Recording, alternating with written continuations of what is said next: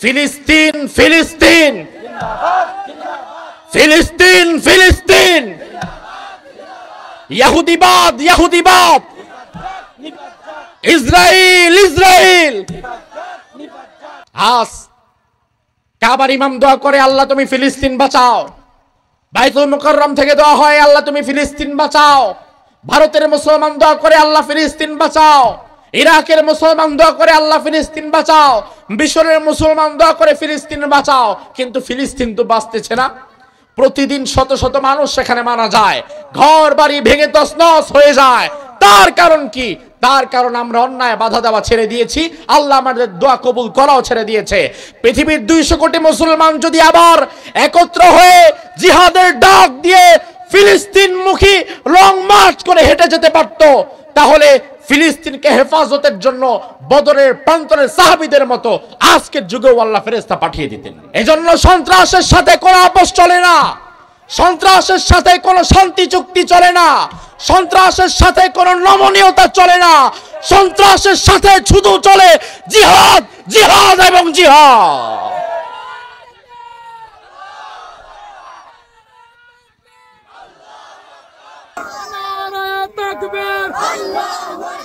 আল কোরআনের আলো, এই আল হাদিসের আলো, আপনাদের মেহমানের আগমন, চট্টগ্রামবাসীর পক্ষ থেকে লাল গোলাপ শুভেচ্ছা, বিশ্ববাসীর পক্ষ থেকে লাল গোলাপ শুভেচ্ছা, মাহফিল কমিটির পক্ষ থেকে লাল গোলাপ শুভেচ্ছা।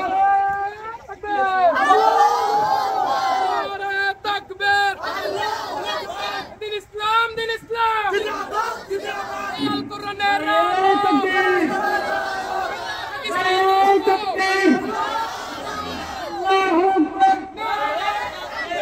রব্বুল আলামিন বলেন, কুনতুম খায়রা উম্মাহ উখরিজাত লিন-নাস। ও উম্মতে মুহাম্মাদি, ও দুনিয়ার মুসলমান, তোমরা হচ্ছ খায়রা উম্মাহ, সৃষ্টির সেরা। তার মানে আমরা যে সৃষ্টির সেরা, এই ঘোষণা কোরআনের মধ্যে আছে না নাই? দিয়েছেন কে? দিয়েছেন কে? তাইলে আল্লাহ যে আমাদেরকে সৃষ্টির সেরা বলে ঘোষণা করে দিয়েছে, এতে আমরা খুশি না বেজার? আমার ভাইরা, দুনিয়াতে আল্লাহ রাব্বুল আলামিন অসংখ্য অগণিত মাখলুকাত বানিয়েছেন। সৃষ্টির মধ্যে অনেক জীব আছে, কুকুর, বিড়াল, বাঘ, সিংহ, সাপ, বেজি, যা আমরা দেখি আর যা দেখি না। আমাদের চোখের সামনে কিছু প্রাণীর বসবাস আছে, আবার আমাদের চোখের আড়ালেও কিছু প্রাণীর বসবাস আছে। এই যে আমি একটা মানুষ, আমি মনে করি আমার মাঝে আর কোনো প্রাণীর বসবাস নাই। তবে বিজ্ঞান যখন মাইক্রোস্কোপ যন্ত্র দিয়ে, অণুবীক্ষণ যন্ত্র দিয়ে আমার হাতের তালুর মধ্যে ধরে, তখন দেখা যায় আমার হাতের তালুর মধ্যেও ছোট ছোট কিছু পোকার বসবাস আছে। যেই হাত দিয়ে আপনি খাবার খান, আপনার খাবারের মধ্যে কিছু জীবজন্তু আছে যা আপনি দেখেনও নাই। আমাদের দেশে একটা প্রচলিত কথা আছে, যেটা আমরা কম বেশি সবাই জানি। ওই কথাটা হচ্ছে, আল্লাহ তাআলা 18,000 মাখলুকাত বানিয়েছেন। কত হাজার? জোরে কন। আর 18,000 মাখলুকাতের মধ্যে সর্বশ্রেষ্ঠ মাখলুকাত কারা? মানুষ। কারা? আশরাফুল মাখলুকাত কারা? এটা সরাসরি আমার দিকে দিন না, বেশি বেশি বাতাস হয়ে যাবে। যদি একটু কমানো যায় ভালো। আমার ভাইরা লক্ষ্য করেন, কিছু ভুল ভাঙিয়ে থাকা দরকার, কিছু ভুল ভাঙানো দরকার। সারা জীবন আমরা শুনলাম 18,000 মাখলুকাত, 18,000 মাখলুকাত, 18,000 মাখলুকাত। অথচ আল্লাহ যে 18,000 মাখলুকাতই বানিয়েছে, এটা আপনারে বলছে কে? এই তথ্য তো কোরআনেও নাই, হাদিসেও নাই। কোরআনের কোন আয়াতে আল্লাহ 18,000 মাখলুকাত বানিয়েছে এমন কোন তথ্য নাই। হাদিসে রাসূল কোথাও বলেন নাই আল্লাহ কত হাজার মাখলুকাত বানিয়েছে। তার কারণ কোরআনে আল্লাহ বলেছেন, ওয়া ইয়াখলুকু মা লা তা'লামুন, আমি আল্লাহ এত বানিয়েছি, এত বানিয়েছি, এত বানিয়েছি, যার আসল সংখ্যা দুনিয়ার কাউকে আমি আল্লাহ জানাই নাই। এখন আল্লাহ যদি আমাদেরকে না জানায়, তাইলে আগবাড়ি 18,000 মাখলুকাতের সংখ্যা ধরে থাকা কি উচিত হবে? কি মনে করেন হবে? এবার আপনাকে আমি লজিক দিয়ে বোঝাই। আমাদের যাদের ঘরে ডিশ এন্টিনা টিভি আছে দেখবেন দু একটা চ্যানেল আছে সারাদিন যারা প্রাণী জগৎ নিয়ে ভিডিও করে দেখায়, ন্যাশনাল জিওগ্রাফি, ডিসকভারি। এই চ্যানেলগুলোতে মাঝে মাঝে দেখবেন কিছু কিছু প্রাণী বিজ্ঞানী গবেষণা করতে করতে সমুদ্রের 1000 ফিট নিচে চলে যায়, একটা ক্যামেরা নিয়ে যায়, কিংবা আফ্রিকার জঙ্গলের অনেক গভীরে চলে যায়, সেখানে তারা ক্যামেরা ফিট করে করে আগায়। অদ্ভুত অদ্ভুত এমন কিছু প্রাণীর দেখা তারা পায়, যেই প্রাণীর নাম কি এটা তারাও জানে না। অর্থাৎ 2025 সালে বিজ্ঞান জঙ্গলে তালাশ করতে করতে অদ্ভুত একটা প্রাণী পেয়ে গেছে। এই প্রাণী আপনিও জীবনে দেখেন নাই, আপনার বাবা যে মারা গেছে সে তো দেখেই নাই। বিজ্ঞানী তার সন্ধান পাইছে আজকে, গত বছর পর্যন্ত বিজ্ঞান এটা সন্ধানই পায় নাই। তাহলে দুনিয়ার বিজ্ঞান গবেষণা করতে করতে সমুদ্রের 1000 ফিট নিচে আজকে যেই প্রাণীর সন্ধান পেয়েছে, বিজ্ঞান পেয়েছে সন্ধান আজকে। এখন আল্লাহ কি আজকেই বানাইছে না আরো আগে? আরো আগে হাজার হাজার বছর ধরে এই প্রাণীর বসবাস, তবে আমাদের জ্ঞানের আওতার মাঝে ছিল না। এখন আমি যদি ধরে রাখি আল্লাহ 18,000 মাখলুকাতই বানাইছে, তাহলে বিজ্ঞান আজকে যে নতুন প্রাণীর সন্ধান পাইছে আমার লিস্টের মধ্যে তো ওই প্রাণীর নামই নাই। কথা কি ঠিক কিনা? তাইলে 18,000 মাখলুকাতের নির্দিষ্ট সংখ্যা ধরে থাকাটা উচিত হবে, বরং আমাদেরকে বলতে হবে আল্লাহ অসংখ্য অগণিত মাখলুকাত বানিয়েছেন, যেটা সংখ্যা আমার জানা নাই, কিন্তু আসল সংখ্যা জানেন কে? তবে আমার ভাইয়ের একটা বিষয়ে আমরা একমত, যত প্রাণী আল্লাহ দুনিয়াতে বানিয়েছেন এর মাঝে সর্বশ্রেষ্ঠ আর কাউকে বানায় নাই। সর্বশ্রেষ্ঠ যারা তারা মানুষ। তারা কি? কারণ মানুষকে বলা হয় আশরাফুল মাখলুকাত। তবে এখানে আবার কথা আছে, দুনিয়াতে মানুষ হলেই কিন্তু সৃষ্টির সেরা হওয়া যাবে না। দুনিয়াতে মানুষ হয়ে জন্মগ্রহণ করলেই কিন্তু সৃষ্টির সেরা হওয়া যাবে না। মানুষ হয়ে জন্মগ্রহণ করলে, মানুষের মতো জীবন ধারণ করলেই যদি সৃষ্টির সেরা হওয়া যেত, তাইলে ফেরাউন নমরুদ কিন্তু সৃষ্টির সেরা হয়ে যেত। ঠিক না? আচ্ছা, আপনার কাছে আমি জানতে চাই, এই যে ফেরাউন মানুষ না জিন? কথা কয় না, মানুষ না জিন? মানুষ যদি হয় জবাব দিবেন, সে কি শ্রেষ্ঠ না নিকৃষ্ট? তাহলে মানুষ হলেই সৃষ্টির সেরা হওয়া যাবে। মানুষের মাঝে আবার দুটো শ্রেণী আছে, একটা সৃষ্টির সেরা, আরেকটা সৃষ্টির একেবারে নিকৃষ্ট। আমার ভাইরা, তার কারণ হচ্ছে যেই জিনিস যত দামি ওই জিনিসের দায়িত্ব এবং মর্যাদাও তত বেশি থাকে।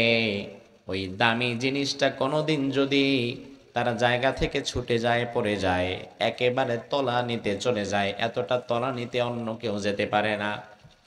কুকুর বিড়ালের কোনো দাম নাই, কিন্তু মানুষের দাম আছে।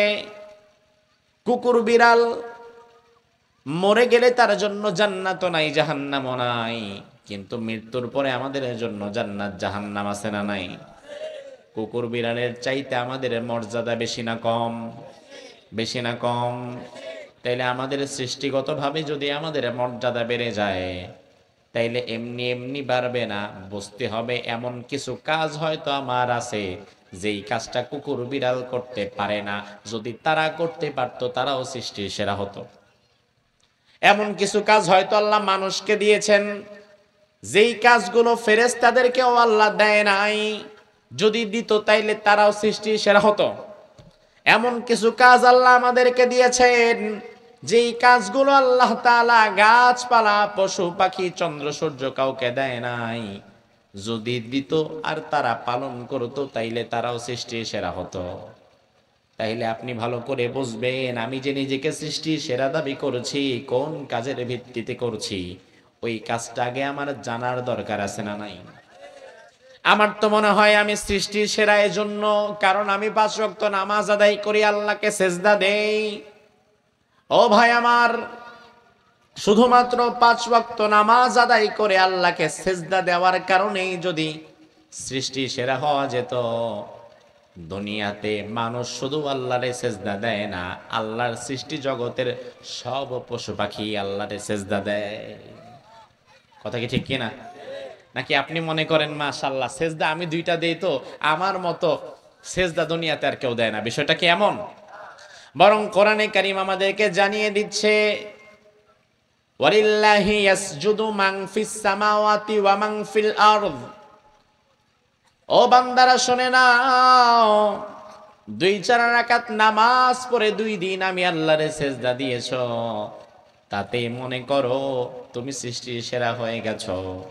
কিন্তু তুমি তো জানো না আকাশে এবং জমিনে যত প্রাণী আছে সকল প্রাণীগুলোই আমি আল্লাহকে নিয়মিত সেজদা দিচ্ছে। আল্লাহু আকবার। আপনি মনে করবেন হুজুর তাহলে আমি যে নামাজের পরে 33 বার সুবহানাল্লাহ, 33 বার আলহামদুলিল্লাহ, 33 বার আল্লাহু আকবার পড়ি, এজন্য বুঝি আমি সৃষ্টির সেরা? কোরআনে কারীম আমাদেরকে বলছে না, তুসাব্বিহু লাহুস সামাওয়াতুস সাবউ ওয়াল আরদু ওয়া মান ফিহিন। সপ্ত আকাশ এবং জমিনে যা আছে সব জিকির করছে কার? বিশ্বাস হয় না? এই যে গাছপালা যে আল্লাহর জিকির করে, কোরআন আমাদেরকে জানাচ্ছে, আপনি বিশ্বাস করেন কি? করেন তো? আল্লাহ রাব্বুল আলামিন বলছেন, ও বান্দা তোমার পাশে যে কুকুর বিড়াল গাছপালা সূর্য চন্দ্র যা দেখো সব আমি আল্লাহর জিকির করে। আমরা বললাম আল্লাহ কই জিকির করে? তাদের জিকির তো আমরা বুঝি নাই। আল্লাহ বলে বান্দারে, ওয়া ইম মিন শাইইন ইল্লা ইউসাব্বিহু বিহামদিহি ওয়ালাকিন লা তাফকাহুনা তাসবিহাহুম। তারা জিকির করে ঠিক আছে, কিন্তু বোঝার মতো ক্ষমতা তো আমি আল্লাহ তোর কানে রে দেই নাই।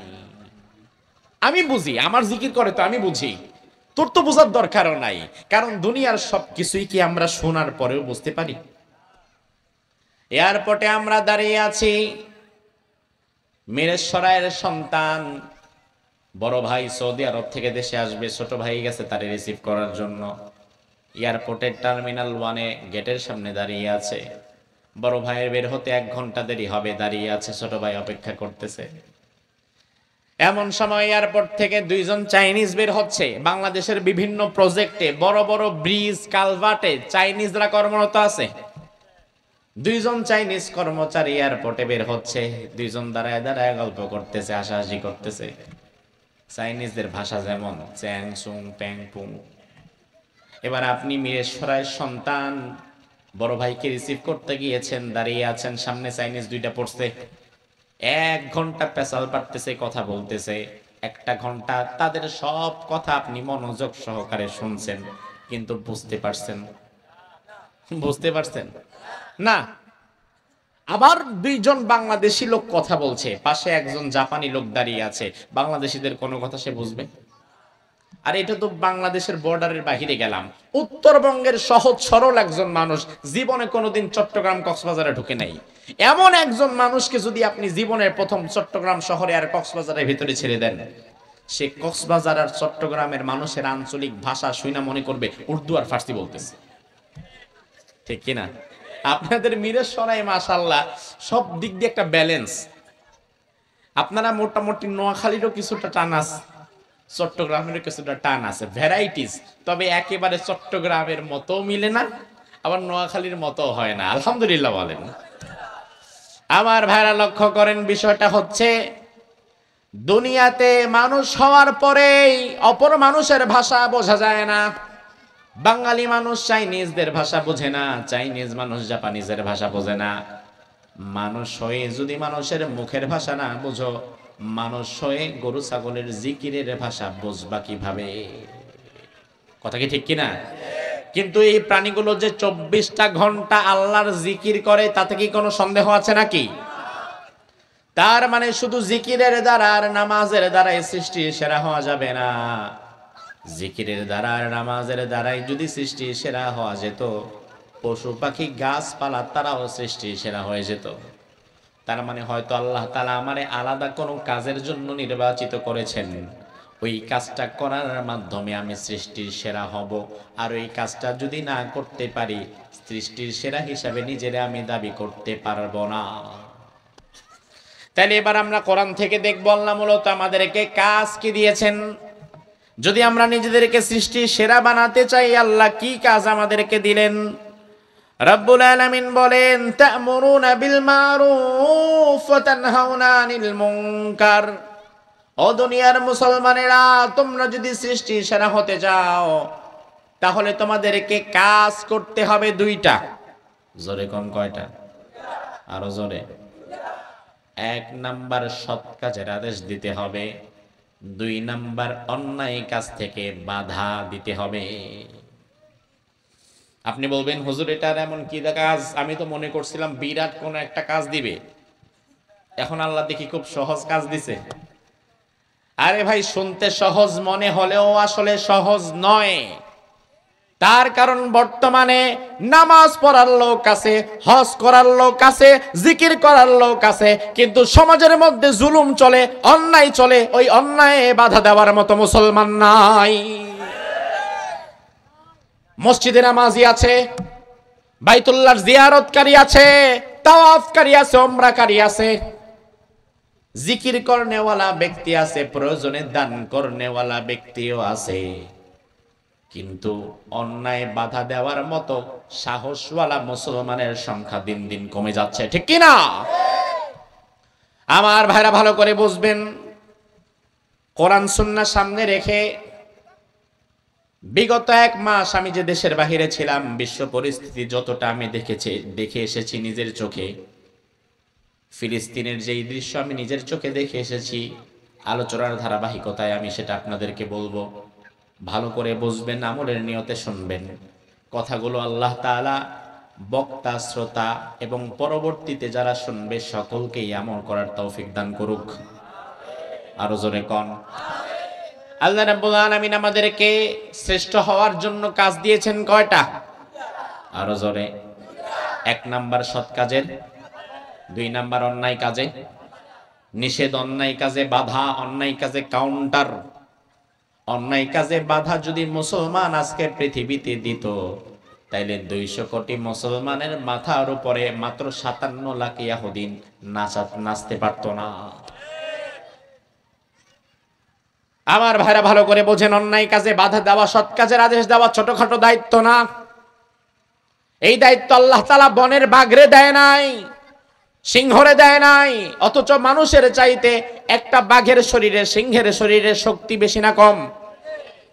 আপনি মাঝে মাঝে দেখবেন ন্যাশনাল জিওগ্রাফিতে একটা ছোট্ট হরিণের বাচ্চা, একটা বাঘ যদি হরিণের বাচ্চাটাকে দেখে, বাঘের পেটে ক্ষুধা থাকুক আর না থাকুক, খাওয়ার জন্য কিন্তু তার পেছনে দৌড়ায়।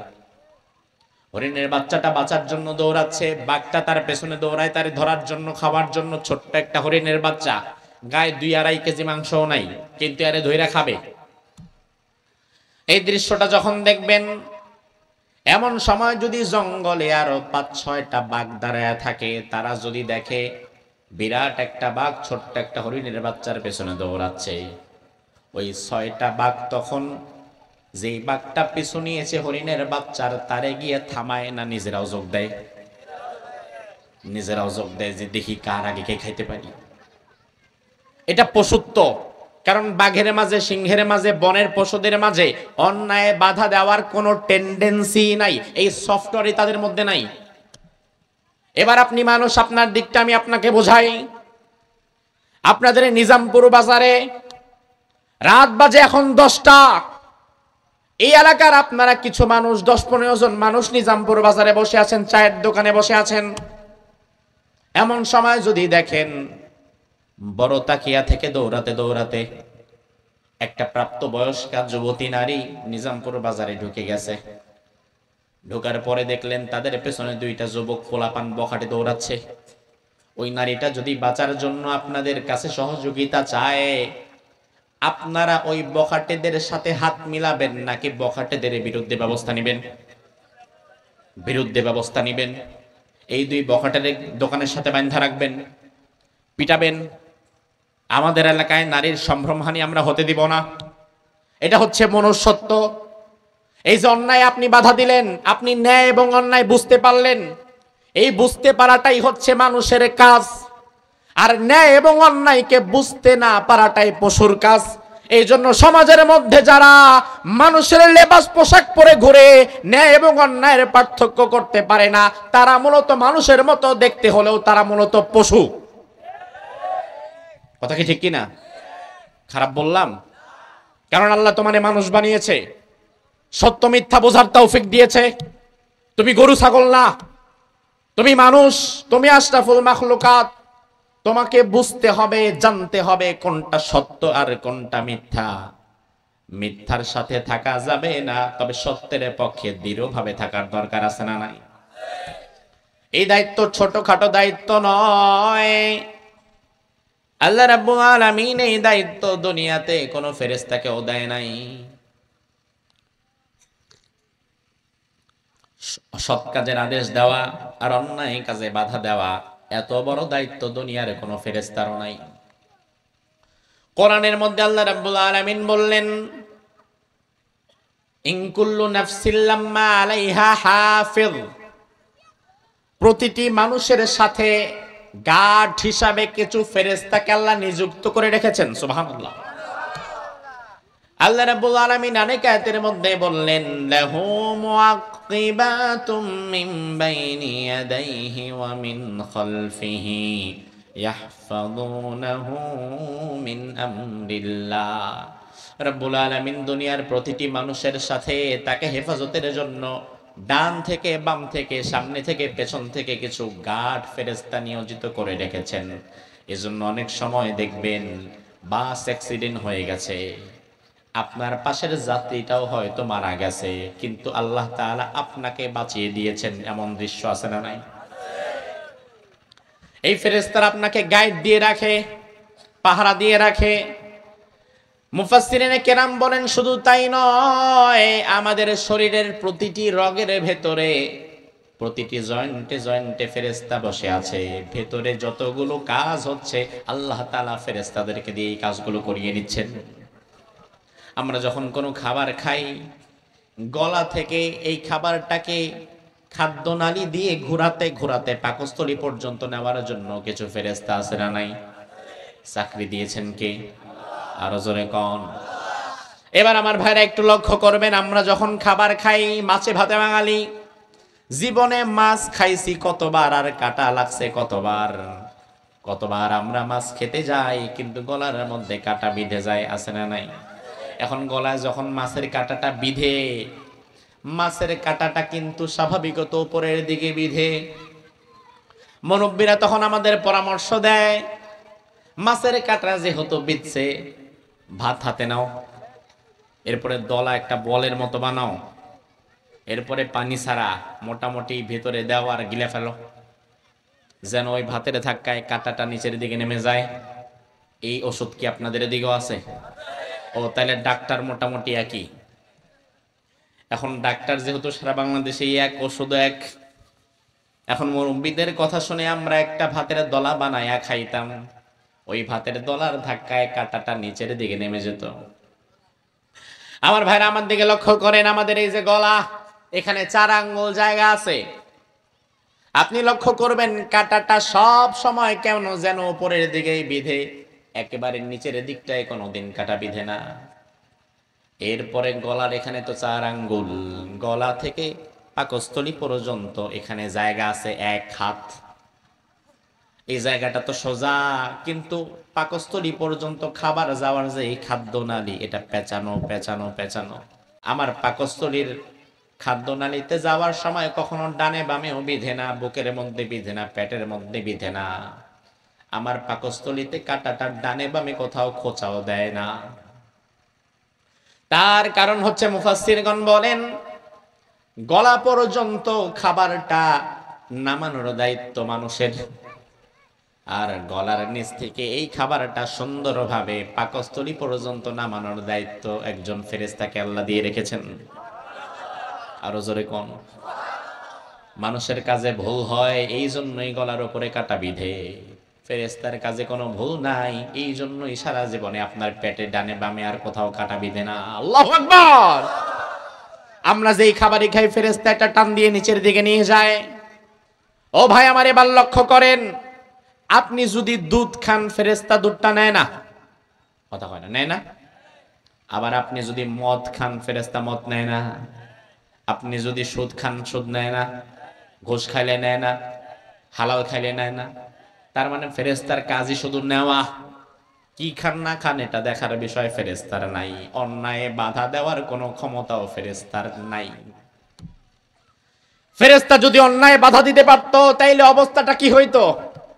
আপনি যদি কখনো মদ খান ফেরেশতা মদটারে নিত না, বরং ধাক্কা দিয়ে উপর দিয়ে উঠাই দিত। বরং মদ তখন আপনার নাক দিয়ে বেরোইতো, কান দিয়ে বেরোইতো, মুখ দিয়ে বমি হয়ে যেত। আপনি ডরের চোটেই তো আর জীবনে মদ খাইতেন না। কিন্তু আল্লাহ রাব্বুল আলামিন ফেরেশতাকে তো এই কাজই দেয় নাই, কারণ ফেরেশতার কাজ শুধু যা আছে তাই নিয়ে দাও। ফেরেশতাকে যদি আল্লাহ অন্যায় বাধা দেওয়ার ক্ষমতা দিত তাইলে ফেরেশতাই তো সৃষ্টি সেরা হয়ে যেত, কারণ তার তো কোনো গুনাহ নাই। কিন্তু আমার ভাইরা, সৃষ্টির সেরা আল্লাহ ফেরেশতাকে বানায় নাই, জিনকে বানায় নাই, হরিণকে বানায় নাই, বাঘকে বানায় নাই, হাতিরে বানায় নাই, বানিয়েছেন মানুষদেরকে। এজন্য মানুষদেরকে বলেছেন, ও মানুষেরা, খায়রা উম্মাহ, তোমরা সৃষ্টির সেরা, তা'মুরুনা বিল মা'রুফি ওয়া তানহাউনা আনিল মুনকার, সৎ কাজের আদেশ দিবা, অন্যায় কাজে বাধা দিবা। এজন্য মানুষ হওয়ার পরেও যারা সৎ কাজের আদেশ দেয় না, অন্যায় কাজে বাধা দেয় না, তারা কোনোদিন সৃষ্টির সেরা হতে পারে? এখন আমাদের দেশে যত দিন যায় সৎ কাজের আদেশদাতার সংখ্যা, অন্যায় কাজে বাধা দেওয়ার সংখ্যা কমে না বাড়ে?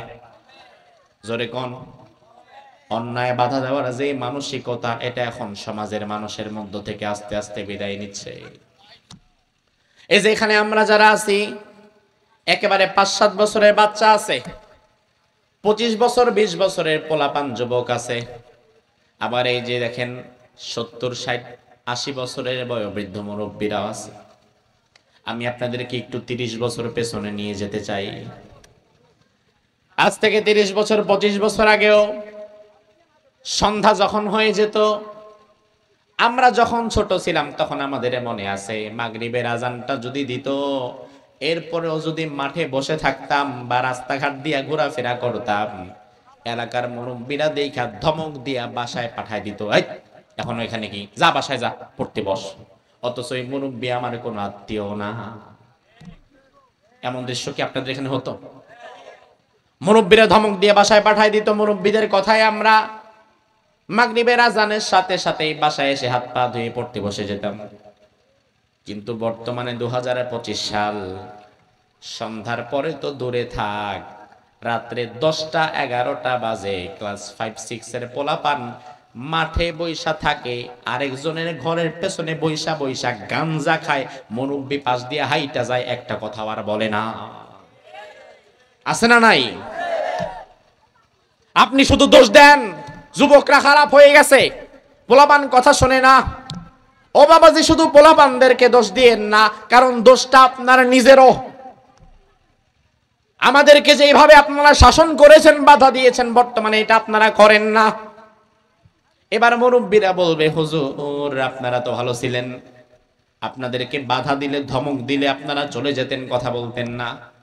এখন বর্তমানে 5-6 এর 7 এর হাঁটুর বয়সী পোলাপান রাস্তায় দাঁড়ায় যে বিড়ি খায়, আমি যদি তারে গিয়া বলি, বেটা কার পোলাপান, কোন ঘরের ছেলে, তোর বাপের নাম কি, বিড়ি খাস কেন? বিড়ির ধোঁয়াটা মুরব্বীর মুখের উপরে ছাইরা কইব, মেয়ে আপনার পয়সায় খাই নাকি? এমন বেয়াদব আছে না নাই? মুরব্বী বাবাজি বলবে, হুজুর এই যে আমার একটা কথা বললো সবার সামনে, আমার মান সম্মানটা গেল, এই জন্য আমি আর এখন কিছু বলি না। ও মুরব্বী বাবা, আমি আপনাকে বলি, শোনেন, অন্যায় বাধা দেওয়াটা আপনার দায়িত্ব। নামাজ পড়া যেমন দায়িত্ব, রোজা রাখা যেমন দায়িত্ব, হজ করা যেমন দায়িত্ব, অন্যায় বাধা দেওয়াও দায়িত্ব। রাসূলুল্লাহ অন্যায় বাধা দেওয়ার কারণে তার দাঁত ভেঙেছে, আমির হামজা অন্যায় বাধা দেওয়ার কারণে তার কলিজাটা দূর হয়ে গিয়েছে, ইমাম হুসাইন অন্যায় বাধা দেওয়ার কারণে তার কল্লাটা উড়ে গিয়েছে। ওই নবীর উম্মত হিসাবে অন্যায় বাধা দেওয়ার কারণে যদি গালি খাওয়া লাগে, মাইর খাওয়া লাগে, এমনকি অন্যায় বাধা দেওয়ার কারণে যদি মামলাও খাওয়া লাগে, প্রয়োজনে ওটা খাওয়ার প্রস্তুতিও রাখা লাগবে। কিন্তু এটা আমার দায়িত্ব, আমি অন্যায় বাধা দিব, কি হবে না হবে এটা আমার দেখার বিষয় না। ও ভাই আমার, তার কারণ হচ্ছে এই সমাজে অন্যায়কারীর অন্যায়ের কারণে অপরাধ বেড়ে যায় না, বরং অপরাধ বেড়ে যায় আমাদের মতো ভালো মানুষের নীরবতার কারণে। অপরাধকারী যারা 100 জন প্রথমেই সমাজে ঢাক, সমাজের অপরাধগুলো শুরু হয় 1-2 জন থেকে, ধীরে ধীরে ছড়ায়। আপনি মসজিদ থেকে এশার নামাজ পড়লেন, এশার নামাজ পড়ে আপনি বাড়ির দিকে যাচ্ছেন, বাড়ির দিকে যাওয়ার সময় আপনি দেখতে পেলেন আপনার ঘরের পেছনে 2 জন যুবক পোলাপান বৈশা বৈশা গল্প করতেছে, হাসাহাসি করতেছে আর বিড়ি খাচ্ছে। আপনি এদেরকে চিনেন না, কিন্তু কিছু বলেনও না। চিন্তা করলেন যাক পোলাপান মানুষ, আসছে একদিন আড্ডা মাড্ডা মাইরা চলে যাবে। দ্বিতীয় দিন আপনি আবার নামাজ পড়ে এই রাস্তা দিয়ে যখন যাচ্ছেন, দেখলেন আপনার বাড়ির পেছনের অন্ধকার জায়গায় ওই 2 পোলাপান আজকেও বৈশা বৈশা বিড়ি খায় আর আড্ডা মারে। দ্বিতীয় দিন আপনি কিছু বললেন না, চিন্তা করলেন পোলাপান মানুষ, কি না কি বলবো, আবার যাই, চলে যাবে, 2 দিনই তো আসছে। এইভাবে 3-4 দিন যাওয়ার পরে দেখবেন ওই 2 বখাটে বিড়িখোরের সাথে আরো 2-4টা যোগ দিছে এখানে। এবার আপনি চিন্তা করলেন কি না কি বলবো। 1 সপ্তাহ 10 দিন চলে গেল। 8-10 দিন যাওয়ার পরে দেখবেন এখানে এখন আর 2-3 জনের আড্ডা না, 10-12 জনের মজমা জমে গেছে। এই মজমায় এখন শুধু বিড়ি খাওয়া হয় না, গাঞ্জা খাওয়াও চলে, আছে না নাই? প্রথমে তো আর 10 জন 12 জন হয় নাই, প্রথমে তো আর গাঞ্জা নিয়ে বসে নাই, প্রথমে হয়েছিল 2 জন। আপনি যদি প্রথম দিন তাদেরকে ধমক দিয়ে তুলে দিতেন, দ্বিতীয় দিন আর তারা এখানে আসতো না, কারণ চিন্তা করতো মুরব্বির মেজাজ খারাপ দেখলেই আবার দৌড়াইবো, ঠিক কিনা?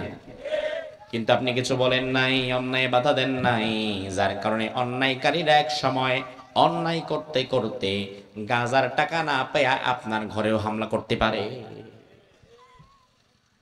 আমার ভাইরা কথাগুলো আবেগ না বিবেক দিয়ে বুঝবেন।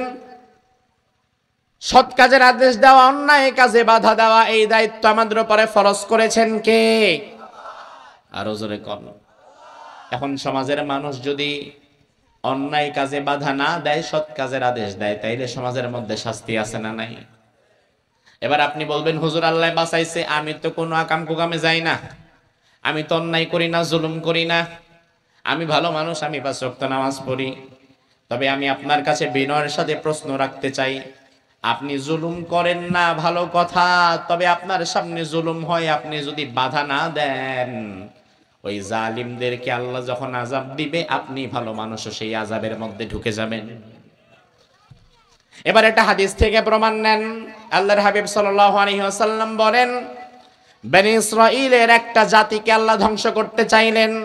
এই জাতি অবাধ্য হয়ে গেছে, সব পাপাচারে তারা লিপ্ত হয়ে গিয়েছে, তাদের ধ্বংস করতে চাইলেন। রব্বুল আলামিন দায়িত্ব দিলেন জিবরাইলকে। কাকে? জোরে কোন? জিবরাইলের শক্তি আছে না নাই? বেশি না কম?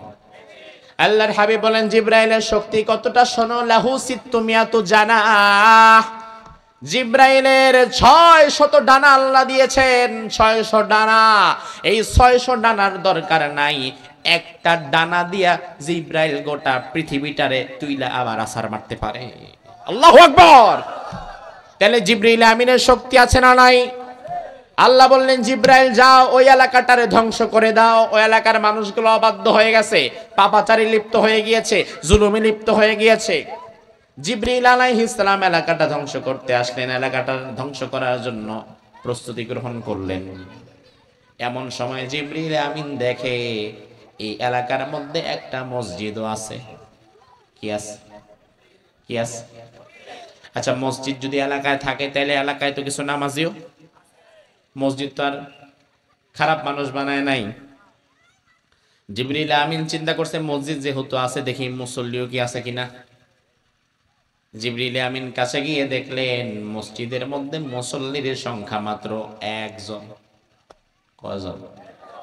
আপনাদের মসজিদে কয়জন? ফজরে কয়জন? আর হেরা লক্ষ্য করেন জিবরাইল আমিন দেখে মসজিদে মুসল্লি 1 জন।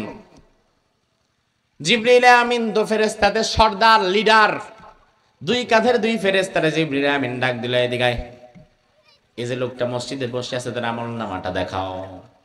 জিবরিল আমিন আমল নামা দেখে অবাক হয়ে গেলেন, আল্লাহ কি আমল নামা রে। জিবরিল আমিন অবাক হয়ে দেখে, আল্লাহ রে, এই লোক তো সারা জীবনে চোখের পলক ফেলতে যতটা সময় লাগে এতটুকু সময় আল্লাহর জিকির থেকে বিরত থাকে নাই। সুবহানাল্লাহ বলবেন না? আমাদের চাইতে কি আমল বেশি না কম? জিবরিল আমিন সাথে সাথে আল্লাহর দরবারে গিয়ে বলেন, আল্লাহ ইন্না ফীহিম আবদাকা ফুলান লাম ইয়াসিক তরফাতা আইন। আয় আল্লাহ, এমন এক জায়গায় একটা মসজিদ আমি পেলাম, মসজিদে একজন বান্দাকে পেলাম, যেই বান্দা সারা জীবনে চোখের পলক ফেলতে যদি এতটুকু সময় লাগে ওই এতটুকু সময়ও তোমার জিকির থেকে সে বিরত থাকে নাই। এত ভালো মানুষ তো আমি জীবনে দেখি নাই। এখন তুমি তো তারে বাঁচাবো না কি করবো, আমার তো কিছু বলো নাই। আমি নিজ থেকেই তোমার কাছে আসলাম, যদি দরকার হয় তাইলে আমি এই লোকটারে বাঁচায়া অন্য দেশে নিয়ে যাব, এরপরে এলাকাটা ধ্বংস করব। আল্লাহ রাব্বুল আলামিন বলে, জিবরাইল আকলিবহা আলাইহি ওয়া আলাইহিম, যেই লোকটা সমাজে অন্যায় হয়েছে, জুলুম হয়েছে, অত্যাচার হয়েছে, কিন্তু কোনোদিন জুলুমের বিরোধিতা করে নাই, জালিমদেরকে বাধা দেয় নাই, বরং নিজেই জান্নাতে যাওয়ার জন্য সারাদিন মসজিদে ঢুকে বসেছিল, আমি আল্লাহ এমন স্বার্থপর বান্দার জন্য জান্নাত বানাই নাই। তুমি এখন ধ্বংসের কাজ শুরু করো, আর ধ্বংসের আযাবটা শুরুই করবা এই নামাজি বান্দারে দিয়া।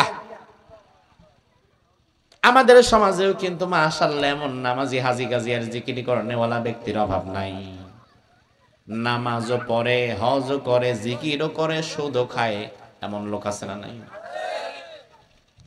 নামাজ পড়তে পড়তে কপালে দাগ ফলায় দিছে, নামাজের পরে 100 দানার তসবিহ 1000 দানার মধ্যে নিয়ে পড়তে থাকে, আধা ঘন্টার আগে চাচার জিকিরই শেষ হয় না, কিন্তু চাচার বাড়ির পাশে অন্যায় হয়, জুলুম হয়, জুয়ার আড্ডা হয়, গাঞ্জার সমাবেশ হয়, চাচা জীবনে বাধাও দেয় না। আছে না নাই? আহারে, আল্লাহ যদি অন্যায়কারীদেরকে আযাব দেয়, অন্যায় বাধা যারা দেয় না তারাও সেই আযাবের মধ্যে আছে না নাই?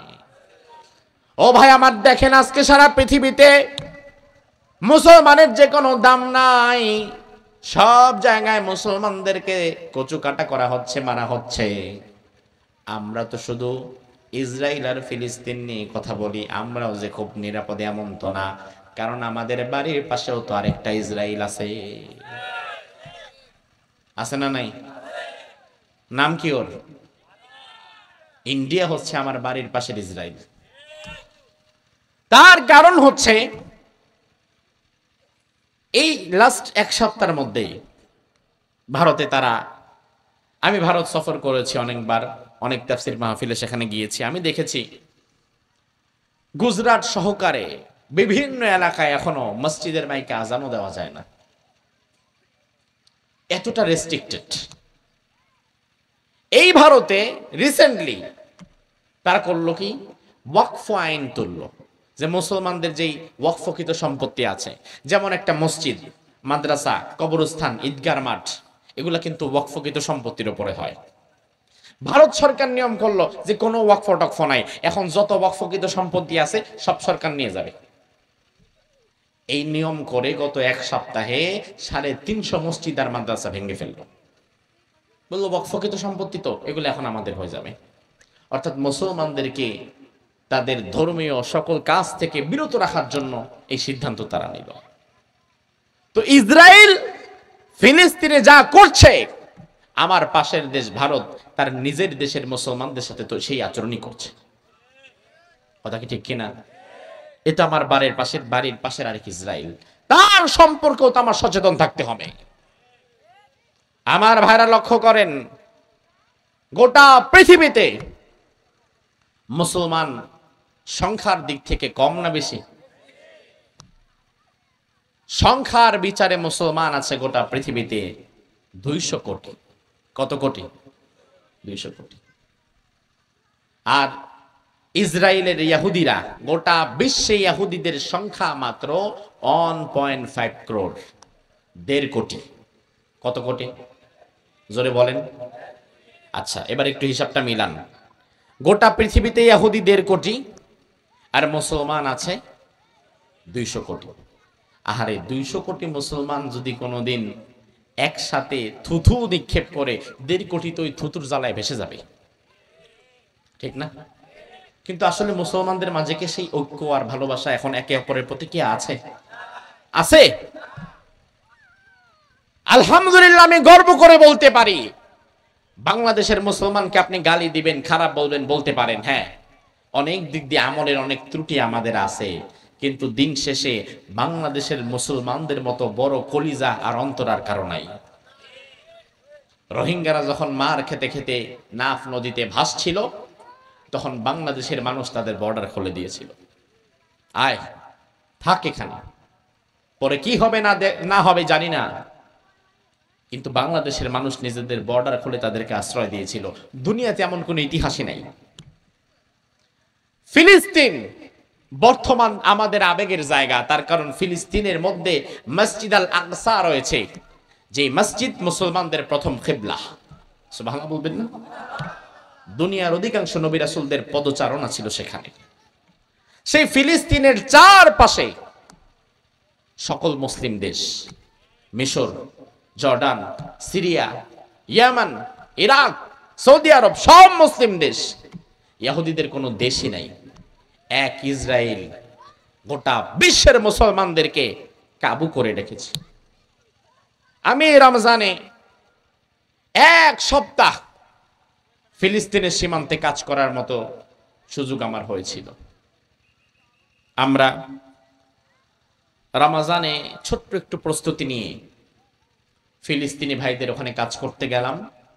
আলহামদুলিল্লাহ, আল্লাহর রহমত, আপনাদের দোয়ায় রমজানে আমরা ফিলিস্তিনের 5000 মানুষকে ইফতার করানোর মতো সুযোগ আমাদের হয়েছিল। এমন মানুষ ভাইরে, আমার আপনার মতো স্বাভাবিক মানুষ না, এমন 5000 মানুষ যাদের কারো হাত নাই, কারো পা নাই, চোখ নাই, কেউ হয়তো কানে শোনে না, কেউ প্যারালাইজড, এমন শত শত শিশু বাচ্চা আমরা সেখানে দেখেছি, যাদের মাও নাই, বাবাও নাই, বয়স 6 মাস, 1 বছর, 1.5 বছর, 2 বছর, 5 বছর, এমন ছোট ছোট সুন্দর সুন্দর বাচ্চা।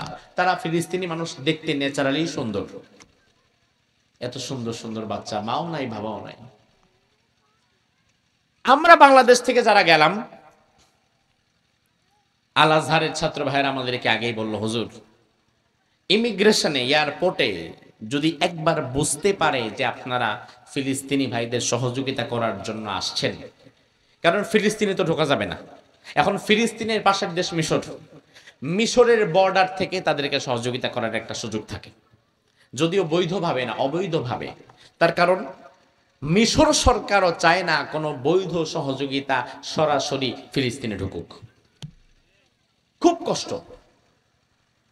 তো আমাদেরকে আল আজহারের ছাত্র ভাইয়েরা আগেই বলে দিল, হুজুর এয়ারপোর্টে যদি বলে কেন আসছেন মিশরে, বলবেন আমরা ঘুরতে আসছি। মিশরে তো অনেক মানুষ ঘুরতে যায়, আমরা ঘুরতে আসছি। সবচেয়ে কষ্টের বিষয় হচ্ছে, আমি আমার জীবনে কারো আচরণে এত বেশি কষ্ট পাই নাই যতটা কষ্ট আমি মিশরের এয়ারপোর্টের ভেতরে পেয়েছি। একটা আশা নিয়ে গেছিলাম যে মিশর, কোরআনে তাদের নাম আছে, কত নবী রাসূলের দেশ, আল্লাহ মুসলমানদের দেশ, সেখানে অবশ্যই আমি তো অপমানিত হব না, আমার মুসলিম ভাইদের কাছে আমি যাচ্ছি। মিশরে ইমিগ্রেশনে এয়ারপোর্টে আমরা যখন নামলাম, Egypt international airport, Cairo airport যেটা, রমজানে রাত 3টার দিকে আমরা এয়ারপোর্টে ঢুকলাম, এয়ারপোর্টে ল্যান্ড করলাম। এরপরে আমাদের পাসপোর্ট, বাংলাদেশ থেকে আমরা 2 জন ছিলাম, আর বাকিরা অন্যান্য দেশের ছিল, একই ফ্লাইট। অন্যান্য দেশের যারা ছিল তাদেরকে 2 মিনিটের মধ্যে ইমিগ্রেশন চেক সম্পন্ন করে তাদেরকে পাঠিয়ে দিল। এখন আমরা যে 2 বান্দা বাংলাদেশ থেকে গেছি, আমাদের পাসপোর্টটা দেখলো, কেন আসছেন? আমরা বললাম ঘুরতে আসছি। বলল আচ্ছা ঠিক আছে, সিট ডাউন প্লিজ, ইজলিস না, বসেন। পাসপোর্টটা নিয়ে রাখলো। রাত বাজে তখন 3টা। ইমিগ্রেশনের বাহিরে ডক্টর মিজানুর রহমান আজহারি ভাই যে ইউনিভার্সিটিতে পড়াশোনা করেছে, জামিয়া আল আজহার, গোটা বিশ্বের বিরাট একটা ইউনিভার্সিটি, সেই ইউনিভার্সিটির কিছু ছাত্র ভাইরা আমাদেরকে রিসিভ করবে, একসাথে সাহারি করব আমরা প্ল্যান, তারা বাহিরে দাঁড়িয়ে আছে ফুলের মালা টালা নিয়ে। তো ইমিগ্রেশন সর্বোচ্চ পার হতে আমার 5 মিনিট 10 মিনিট লাগবে, এর বেশি না। তারা আমাদেরকে বসায় রাখলো। রাত্র 3টা থেকে মিশর ইমিগ্রেশনে আমি বসা, 4টা বেজে গেছে, 1টা ঘন্টা তারা আমাদেরকে বসায় রাখছে। আমাদের চোখের সামনে দিয়ে হাজার হাজার মানুষ আসছে যাচ্ছে, কাউকে কিছু জিজ্ঞেসও করে না, এখন আমাদেরকে বসায় রাখছে। আমি দেখলাম ইন্না লিল্লাহ, সাহরির সময় তো প্রায় শেষ দিকে, আর কয়েক মিনিট আছে সাহরির। ইমিগ্রেশন পুলিশ আমাদেরকে সাহরির ব্যবস্থাটাও করছে না, বলছেও না। শুধু তাই না, আমি দেখলাম ফিমেল পুলিশ, মেল পুলিশ, নারী পুলিশ, পুলিশ পুরুষ পুলিশ, তারা এবার সাহরির আগে নিজেরা নিজেরা গল্প গুজব করতেছে, আড্ডাবাজি করতেছে। পাশের একটা ওয়েটিং রুমে তারা বসে আড্ডা দিচ্ছে, বিড়ি খাচ্ছে, ধোঁয়া ওড়াচ্ছে, রুটি রুটি খাচ্ছে। আমরা যে 2 মুসলমান, 2 অভাগা বসে আছি, সাহারির সময় পার হয়ে যায়, আমাদেরকে বলেও না। খুব কষ্ট পেলাম। সাহারির ব্যবস্থাটাও করলো না, 1 গ্লাস পানিটাও দিল না। সাহারির সময় পার হয়ে গেল, ফজরের সময় আসলো। ফজরের নামাজের সময় হয়ে যাচ্ছে, নিজেরা তো নামাজ পড়তেছে না, আমাদেরকে বলতেছেও না। নামাজের সময় শেষ দিকে, এরা তাও আমাদেরকে কিছু বলে না। তখন আমি একজন ইমিগ্রেশন পুলিশকে বললাম, নুরিদু আন নুসাল্লি ফাকাইফা নুসাল্লি হেনা, ভাই আমরা নামাজ পড়তে চাচ্ছি, সাহারি তো করতে পারলাম না, অন্তত ফজরের নামাজটা পড়ি। নামাজটা পড়বো কই? তো বলল, এই যে ওয়াশরুম, ওযু করেন, এখানে নামাজ পড়েন। পড়লাম। 5টা, 6টা, 7টা, 8টা পর্যন্ত বসায় রাখছে। 3টার দিকে আসছি এয়ারপোর্টে, 8টা পর্যন্ত ফাও বসায় রাখছে। কতটা কষ্ট যে সেদিন পেয়েছি। আহারে মিশর, সাহারিটা পর্যন্ত করতে দিলা না, নামাজের জায়গাটাও দিলা না, বাহিরে যারা দাঁড়িয়ে আছে তারাও কষ্ট পেয়েছে। অনেকটা সময় পরে 8টার দিকে পাসপোর্টটা আরেকবার দেখলো, একটা সিল দিল, বললো যান চলে যান। এই আচরণ হলো আমাদের সাথে। বাহিরে বের হয়ে আল আজহারের ছাত্র যারা আসছে, আমি বললাম ভাই জীবনে আর কোনোদিন এখানে আসবো না, এত খারাপ এই দেশের মানুষের ব্যবহার। বলে হুজুর কি বলবো, আমরা শুধু পড়াশোনার জন্য কষ্ট করে এখানে টিকে আছি, তাছাড়া আমাদেরও এখানে ভালো লাগে না হুজুর, এদের আচার ব্যবহার সব দিক দিয়ে আমরা অতিষ্ঠ। তখন চিন্তা করলাম, আহারে আমি না হয় 2-4-5 দিনের কষ্ট করব, এই লোকগুলো তো বছরকে বছর ধরে কষ্ট করতেছে, আমাদের চেয়ে তার কষ্ট তারও বেশি। এই বলে নিজের মনকে সান্ত্বনা দিলাম। সেই মিশরে আমি রমজানে 1 সপ্তাহ ছিলাম। কায়রো থেকে 800 কিলোমিটার দূর মিশরের একটা বর্ডার অঞ্চল। সেখানে গিয়ে আমরা এমন কিছু ফিলিস্তিনি ভাইদেরকে পেলাম যারা কোনোভাবে জীবনটা বাঁচিয়ে বর্ডারটা পার হয়ে পাশে আসতে পেরেছে। বাংলাদেশের রোহিঙ্গারা যেমন থাকে তাবু টাবু টানি, ওইখানে তারা তেমন থাকছে। এই মানুষগুলোকে আমরা খাদ্য সহযোগিতা, বস্ত্র সহযোগিতা নিজেদের যতটুকু পারা যায় দিলাম। আসলে এই দৃশ্যগুলো কখনো কল্পনা আপনি করতে পারবেন না। তার কারণ হচ্ছে হাজার হাজার মানুষ প্যারালাইজড, চোখ নাই, হাত নাই, পা নাই, কানে শুনছে না, অথচ এদের অপরাধ হচ্ছে একটা, এরা মুসলমান। আমি এমন অসংখ্য শিশুকে কোলে নিলাম যে শিশুরা দেখতে মনে হবে যেন এক একটা জান্নাতি ফুল, এত সুন্দর চেহারা আল্লাহ তাদেরকে দিয়েছে। আমি 8 মাস বয়সে একটা শিশুকে কোলে নিয়েছিলাম, তাকে একটা জামা কিনে দিলাম। সামনে ঈদ আসবে, একটা জামা দিই, ঈদের একটা জামা দিলাম, কপালে একটা চুমু দিলাম। আমি তাকে কোলে নিয়ে এক ভাইকে বললাম, ভাই এই বাচ্চাটা খুব সুন্দর, তার সাথে আমার একটা ছবি তুলে রাখেন, আমি ছবিটা গিয়ে আমার বাসায় দেখাবো। খুব সুন্দর ওই বাচ্চাটার ছবি এখন আর আমি দেখতে পাই না, এই কারণে দেখতে চাই না। তার কারণ হচ্ছে আমি গত 5 দিন আগে শুনলাম শেষ বোমার আঘাতে ওই বাচ্চাটার শরীরটাও খণ্ড বিখণ্ড হয়ে গেছে। অথচ এই বাচ্চাটাকে রমজানে আমি কোলে নিয়ে এসেছি, রমজানে ওই বাচ্চাটার কপালে আমি চুমু খেয়েছি, ওই বাচ্চাটার ছবি এখনো আমার মোবাইলে আছে, অথচ ওই বাচ্চাটার অস্তিত্ব দুনিয়াতে এখন আর নাই। আমরা মুসলমানের আল্লাহর কাছে কি জবাব দিব ভাই? 200 কোটি মুসলমান থাকতে ফিলিস্তিন আজ আক্রান্ত, আল আকসা আজ বিপর্যস্ত। এই মানুষগুলো আল্লাহর কাছে বলে, আল্লাহ রব্বানা আখরিজনা মিন হাদিহিল ক্বরিয়াতি যালিমি আহলুহা, এই জনপদ থেকে আল্লাহ তুমি আমাদেরকে বাঁচাও। ওয়াজআল লানা মিন লাদুনকা ওয়ালিয়্যা ওয়াজআল লানা মিন লাদুনকা নাসীরা, আমাদেরকে একজন সাহায্যকারী দাও, আমাদের জন্য একজন নেতা পাঠাও যে আমাদেরকে উদ্ধার করবে। আল্লাহ এই জালিম ইহুদিদের কাছ থেকে তুমি আমাদেরকে বাঁচাও। আজ মুসলিম রাষ্ট্রগুলোর কি নাই, কি নাই তাদের কাছে?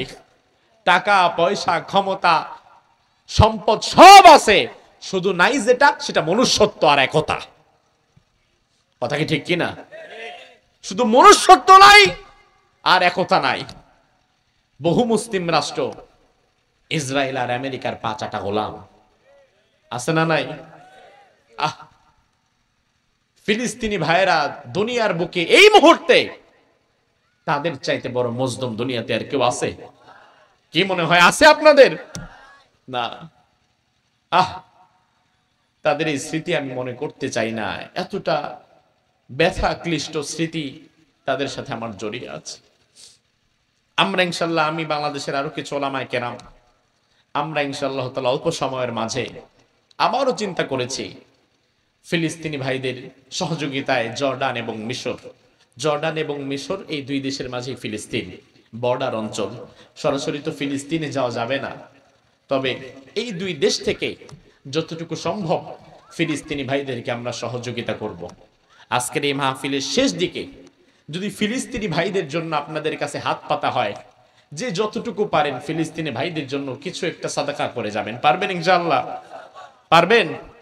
আলহামদুলিল্লাহ। রমজানে শোনেন, রমজানে মাত্র এক সপ্তাহের মধ্যে আমরা ফিলিস্তিনি ভাইদের জন্য 5 লক্ষ টাকা কালেকশন করতে পেরেছিলাম। রমজানে তা আমরা নিয়ে গিয়েছি। এখন আমাদের পরিকল্পনা, আল্লাহ তাআলা যদি আমাদেরকে সুযোগ দেয়, আমরা 15 থেকে 20 লক্ষ টাকা ফিলিস্তিনি ভাইদের জন্য নিয়ে বর্ডার অঞ্চলে নিজেরা গিয়ে ওই তাঁবুর মধ্যে ঢুকে ঢুকে তাদেরকে সহযোগিতা করব, যদি আল্লাহ আমাদেরকে সুযোগ করে দেয়। বলেন আমিন। আমার ভাইরা লক্ষ্য করেন একটা বিষয়, এই যে ফিলিস্তিন আক্রান্ত, মুসলমানেরা কিন্তু ফিলিস্তিনের জন্য দোয়া করছে, করেন না? আমাদের মসজিদ থেকে ফিলিস্তিনের জন্য দোয়া হয়, আজকের মাহফিল থেকেও কিন্তু ফিলিস্তিনের জন্য দোয়া হবে। আমি রমজানের শেষ কয়েকটা দিন কাবার চত্বরে ছিলাম, কাবা শরীফের সামনেই ছিলাম। এই রমজানে ফিলিস্তিন থেকে, মিশর থেকে আমি সৌদি আরবে গিয়ে উমরা করে এসেছি। আমি শুনতে পেলাম আব্দুর রহমান আস-সুদাইস, কাবার প্রধান ইমাম, এমন কোন নামাজ যেত না যে নামাজে তিনি ফিলিস্তিনের জন্য দোয়া না করতেন। রমজানে তারাবির সালাতের পরে, কিয়ামুল লাইলের পরে যখন বিতরের সালাত আদায় করতেন, হাত তুলে আল্লাহর দরবারে আব্দুর রহমান আস-সুদাইসি সহ সকল ইমামেরা দোয়া করতেন। আমি অসংখ্যবার শুনেছি মক্কার ইমাম, মদিনার ইমাম তারা দোয়া করেছে, আল্লাহুম্মা ইহফাযাল মাসজিদাল আকসা, আয় আল্লাহ তুমি আকসারে বাঁচাও, আয় আল্লাহ আল্লাহুম্মা ইহফায ফিলিস্তিন, আয় আল্লাহ তুমি ফিলিস্তিনকে হেফাজত করো। তাহলে কাবার ইমাম দোয়া করে আল্লাহ ফিলিস্তিনকে বাঁচাও, মদিনার ইমাম দোয়া করে আল্লাহ তুমি আল আকসাকে বাঁচাও, বাংলাদেশ থেকে আমরাও দোয়া করি আল্লাহ ফিলিস্তিনকে বাঁচাও, আল আকসাকে বাঁচাও। এত বিশ্বের মুসলমান একসাথে দোয়া করেছে, আল্লাহ কেন দোয়া কবুল করে না? এটার পেছনেও কারণ আছে না নাই? কারণটা কি এটা জেনেই আমরা চলে যাব ইনশাআল্লাহ। সর্বশেষ হাদিস, আল্লাহর হাবিব সাল্লাল্লাহু আলাইহি ওয়াসাল্লাম বললেন, ওয়াল্লাযী নাফসি বিয়াদিহি, মনোযোগ সহকারে শুনবেন। যদি আপনি আজকে ভুলে যান আমার আপত্তি নাই, তবে এই হাদিসটা মনোযোগ দিয়ে শুনেন। আল্লাহর হাবিব বললেন, ওয়াল্লাযী নাফসি বিয়াদিহি, ও উম্মতেরা, যে আল্লাহর হাতে আমার প্রাণ, ওই আল্লাহর কসম আমি করছি।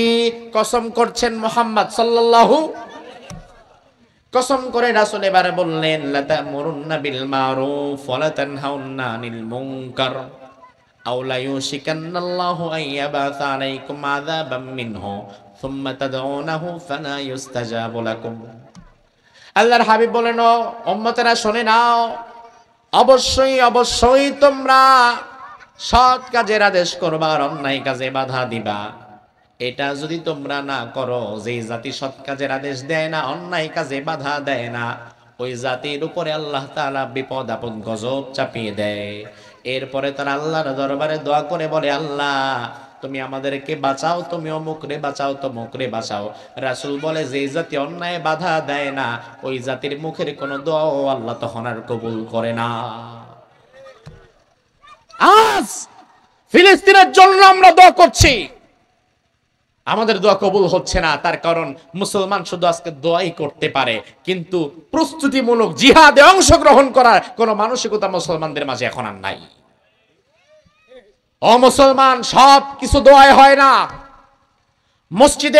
মসজিদের ভেতরে বসে তসবিহ জপে জপে দোয়া করলেই যদি সবকিছু সম্ভব হতো, তাহলে রাসূল আর বদরের যুদ্ধে যেতেন না, উহুদের যুদ্ধে যেতেন না, খন্দকের যুদ্ধে যেতেন না, তায়েফের যুদ্ধ হতো না। কেন হয়েছে?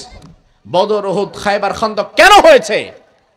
বদরের ময়দান যারা আপনারা গিয়েছেন তারা জানেন, ইসলাম মাত্র মদিনাতে প্রবেশ করেছে, কাফেররা মক্কা থেকে চলে আসছে আক্রমণ করার জন্য বদর নামক প্রান্তরে।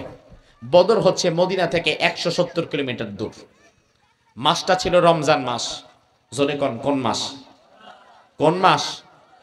রমজান মাস। মুসলমানেরা কি খায় না রোজা রাখে? কথা বলেন। কাফেররা ওরা খায়। রমজান মাস রোজা রেখে মুসলমান 170 কিলোমিটার পায়ে হেঁটে মদিনা থেকে চলে গেছে বদরের ময়দানে যুদ্ধ করার জন্য। অথচ মুসলমানের সংখ্যা কি তখন কম না বেশি? কম, মাত্র 313 জন। আর কাফেরের সংখ্যা 1000 সশস্ত্র, মুসলমান 313 জন নিরস্ত্র। আল্লাহর হাবিব কিন্তু চাইলে মসজিদে নববীর মধ্যে দরজা লাগায়া জিকির করে করে এরপরে দোয়া করতে পারতেন, আল্লাহ আমার তো লোকজনই কম, আমি যাইয়া শুধু শুধু কষ্ট করে করব কি? আর রমজান মাস এত দূর হাঁটতে পারবো না। আয় আল্লাহ তুমি এক কাজ করো, মেহেরবানি করে ফেরেশতা দিয়ে আমাদেরকে সাহায্য করো, ওই কাফেরদেরকে গজব দিয়ে ওইখানে ধ্বংস করে ফেলো। এমন দোয়া কি রাসূল করেছেন? কিন্তু করতে পারতেন না, তাও করেন নাই। 170 কিলোমিটার দূর রাসূল 313 জনকে নিয়ে উপস্থিত হয়ে গিয়েছেন বদরের প্রান্তরে। বদরের ময়দানে উপস্থিত হওয়ার পরে এবার আল্লাহর হাবিব সাল্লাল্লাহু আলাইহি ওয়াসাল্লাম যখন দেখলেন 1000 কাফের অস্ত্র নিয়ে দাঁড়িয়ে আছে, আমরা মাত্র 313 জন, রাসূল সাথে সাথে এই দৃশ্য দেখে সিজদায় চলে গেলেন। সিজদা থেকে মাথা তুলে হাত দুটো আল্লাহর দরবারে দিয়ে বলে, আল্লাহ আজকেই অল্প কিছু সংখ্যক মুসলমানকে নিয়ে আমি জিহাদের ময়দানে এসেছি, তুমি যদি সহযোগিতা না করো আমি টিকে থাকতে পারবো না। আয় আল্লাহ, আগামীর পৃথিবীতে ইসলাম যদি টিকে থাকতে চায়, আজকে আমাদের বিজয় বড় দরকার, তুমি আমাদের বিজয় দিয়ে দিও। আর তুমি যদি চাও আজকে দুনিয়ার মুসলমান সব বিদায় হয়ে যাক, আমাদের কোনো আপত্তি নাই, আমরা জীবন দিয়ে দেব। দোয়া করতে করতে আবু বকর বলেন, রাসূল ওই দিন দোয়া করতে করতে হাত দুটো এইভাবে তুলতে তুলতে তুলতে তুলতে আরশের দিকে এইভাবে তুলে দিয়েছে। হাত দুটো রাসূল এইভাবে তুলে দিয়ে চিৎকার করে আল্লাহকে ডেকেছে। এতটা হাত উপরে তোলার কারণে রাসূলের গলায় চাদর ছিল, চাদরটা পড়ে গেছে। রাসূলের বগরের শুভ্রতা প্রকাশ পেয়েছে। আবু বকর বললেন, ইয়া রাসূলুল্লাহ, হাতটা নামান, হাত নামান, আপনার শরীরের কাপড় পরে গেছে। ইয়া রাসূলুল্লাহ, আর কাঁদবেন না, আমার বিশ্বাস বদরের প্রান্তরে আল্লাহ তাআলা আজকে আমাদের সাহায্য করবেন। এই কথা বলতে দেরি সাথে সাথে কোরআনের আয়াত আল্লাহ নাযিল করেছে, বালা ইন তাসবিরু ওয়া তাত্তাকু ওয়া ইয়াতুকুম মিন ফাওরিহিম হাযা ইউমদিদকুম রাব্বুকুম বিখামসাতি আলাফিম মিনাল মালাইকাতি মুসাওয়িমিন। সুবহানাল্লাহ। ও নবী, ভয় পাবেন না, চিন্তা করবেন না। 1000 কাফের 313 জন মুজাহিদ নিয়ে আপনি উপস্থিত হয়েছেন। আমি আল্লাহ তাআলা বদরের প্রান্তরে আজকে আপনার জন্য 1000 2000 নয় 5000 চিহ্নিত ফেরেশতা আপনার জন্য আমি আজকে পাঠিয়ে দিচ্ছি। আল্লাহু আকবার। আমার ভাইরা লক্ষ্য করেন, তার মানে কি? রাসূল কিন্তু চাইলে মসজিদে নববীর মধ্যে বসে বসে দোয়া করতে পারতেন। নিজামপুর জামে মসজিদের গুরুত্ব যতটা, মসজিদে নববীর গুরুত্ব তার চেয়ে কম না বেশি? বাইতুল মুকাররমের চাইতে মসজিদ নববীর গুরুত্ব কম না বেশি? অনেক বেশি। ওই গুরুত্বপূর্ণ মসজিদটাও রাসূল তালা মেরে জিহাদের ময়দানে চলে গিয়েছেন, দোয়াটা তারপরে করেছেন। দোয়া করা লাগবে না এটা আমি বলছি না, দোয়া অবশ্যই করা লাগবে, কিন্তু সব সময় দোয়া শুধু মসজিদের ভেতরে না, কখনো কখনো দোয়া করা লাগে জিহাদের ময়দানে যাওয়ার পরে। কথা কি ঠিক কিনা? সব সময় শুধু মসজিদের ভেতরে দোয়া নয়। সমাজে অন্যায় হচ্ছে, অবিচার হচ্ছে, জুলুম হচ্ছে, অন্যায়কারীরা সংখ্যায় অনেক, আমি পারবো না, আমি শুধু মসজিদে বসে বসে দোয়া করলাম না। অন্যায়কারীর সামনে দাঁড়িয়ে এরপরে দোয়া করা লাগবে, তাহলে যিনি সহযোগিতা করবেন তিনি কে? আল্লাহ। আজ কাবার ইমাম দোয়া করে, আল্লাহ তুমি ফিলিস্তিন বাঁচাও। বাইতুল মুকাররম থেকে দোয়া হয়, আল্লাহ তুমি ফিলিস্তিন বাঁচাও। ভারতের মুসলমান দোয়া করে, আল্লাহ ফিলিস্তিন বাঁচাও। ইরাকের মুসলমান দোয়া করে, আল্লাহ ফিলিস্তিন বাঁচাও। মিশরের মুসলমান দোয়া করে, ফিলিস্তিন বাঁচাও। কিন্তু ফিলিস্তিন তো বাঁচতেছে না, প্রতিদিন শত শত মানুষ সেখানে মারা যায়, ঘর বাড়ি ভেঙে তছনছ হয়ে যায়। তার কারণ কি? তার কারণ আমরা অন্যায় বাধা দেওয়া ছেড়ে দিয়েছি, আল্লাহ আমাদের দোয়া কবুল করাও ছেড়ে দিয়েছে। পৃথিবীর 200 কোটি মুসলমান যদি আবার একত্র হয়ে জিহাদের ডাক দিয়ে ফিলিস্তিনমুখী লং মার্চ করে হেঁটে যেতে পারত, তাহলে ফিলিস্তিনকে হেফাজতের জন্য বদরের প্রান্তরের সাহাবীদের মতো আজকের যুগেও আল্লাহ ফেরেশতা পাঠিয়ে দিতেন।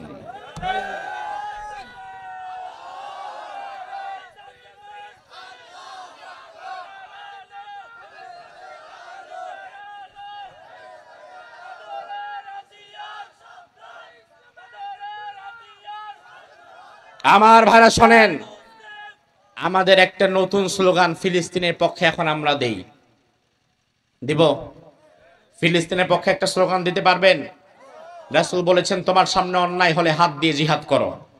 হাত দিয়ে এই মুহূর্তে ফিলিস্তিনে সরাসরি জিহাদ করার কোনো পারমিশন বা সুযোগ আমাদের নাই। রাসূল বললেন, তাহলে তুমি তোমার জবান দিয়ে করো। এখন ফিলিস্তিনের পক্ষে জবান দিয়েও যদি একটা কথা আমরা না বের করতে পারি, তাহলে আল্লাহর দরবারে আমাদের কি আর জবাব দেওয়ার মতো কিছু থাকবে? আমাদের স্লোগান হবে, ফিলিস্তিন জিন্দাবাদ, ইসরায়েল নিপাত যাক। ঠিক কিনা? বলতে পারবেন? ফিলিস্তিন ফিলিস্তিন, ফিলিস্তিন ফিলিস্তিন, ইহুদিবাদ ইহুদিবাদ, ইসরায়েল ইসরায়েল। ফিলিস্তিনি ভাইদের জন্য কিছুই তো আমরা করতে পারলাম না, কিন্তু এখানে একটা কথা আছে, এই ফিলিস্তিনকে টিকিয়ে রাখছে আবার বিশ্বের আরেক সন্ত্রাসী রাষ্ট্র। কারা? কারা? আমেরিকা। আপনি দেখেন, এত কষ্ট আমি পেলাম। 2025 সালের জানুয়ারির 15 তারিখ আমেরিকা একটা আইন করেছিল যে আর কোনো যুদ্ধ হবে না, যুদ্ধবিরতি। ফিলিস্তিন এবং ইসরায়েলের মধ্যে যুদ্ধবিরতির একটা চুক্তি করলো, যার কোনো হামলা টামলা হবে না। ছোট ছোট বাচ্চারা মিশরে জর্ডানে যারা ছিল অভাগা মানুষ, তারা আবার ফিলিস্তিনে ঢুকলো, যে যাক আর বোধহয় আমাদেরকে মারবে না। কয়েক মাসের ব্যবধানে রমজানের শুরু থেকেই আবার ঢালাওভাবে আক্রমণ শুরু হলো।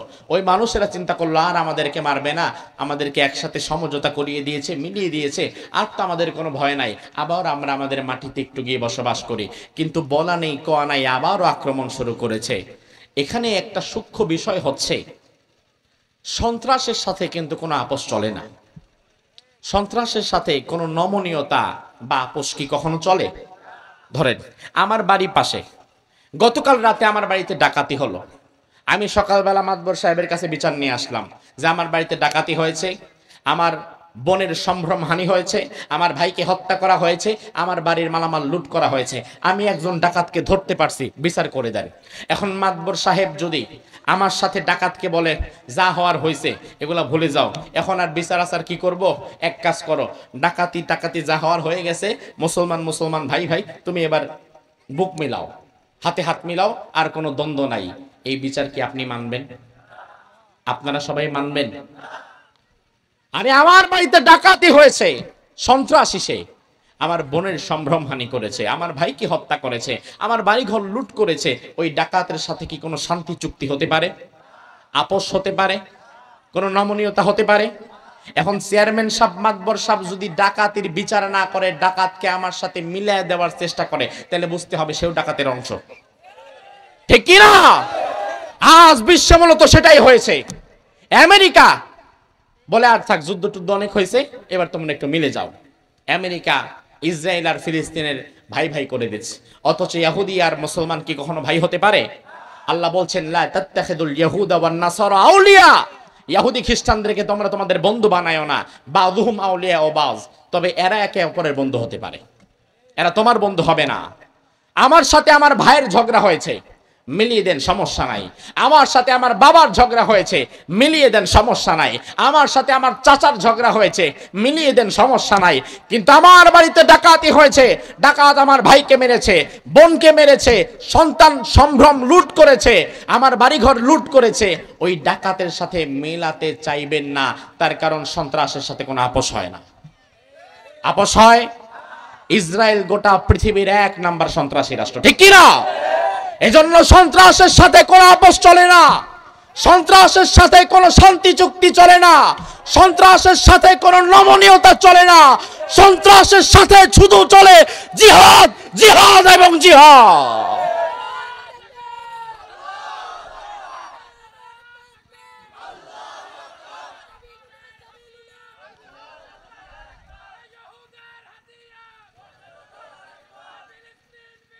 আমার ভাইরা, আমি মিশরে অবস্থানরত আমার ভাইদের সাথে যোগাযোগ করলাম, বললাম ভাই এত ছোট ছোট বাচ্চা কাচ্চা, মা নাই বাবা নাই, এত সুন্দর, খেয়ে না খেয়ে পড়ে আছে রাস্তার ধারে, যদি সুযোগ থাকে ভাই এদেরকে বাংলাদেশে পাঠান, আমি নিয়ে আসব।